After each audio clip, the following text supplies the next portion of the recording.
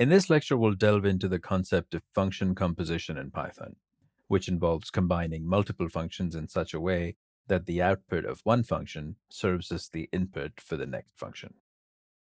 Imagine you have two functions, f and g, and one input argument, x.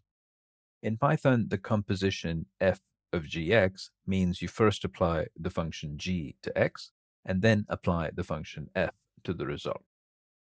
We can use functools.partial to adapt this to multi-argument functions for composition as well.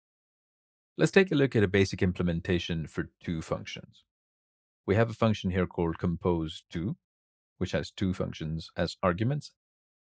In this example, if f doubles a number and g increments it by 1, compose2fg first increments a number, then doubles the result. Let's extend this example to n functions.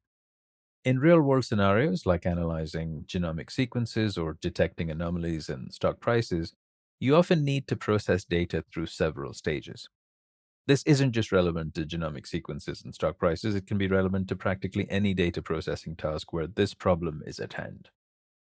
Here's an extended example to illustrate this concept. This compose n function takes any number of functions and composes them into a single function. Notice how the use of the reduce function from functools here elegantly applies composition across all the provided functions.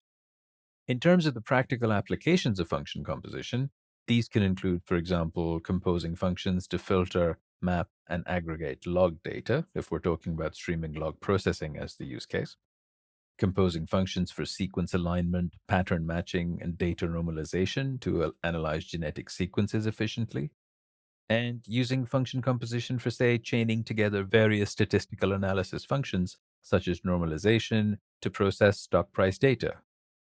With all of that out of the way, let's now head over to the hands-on coding session to see function composition in action.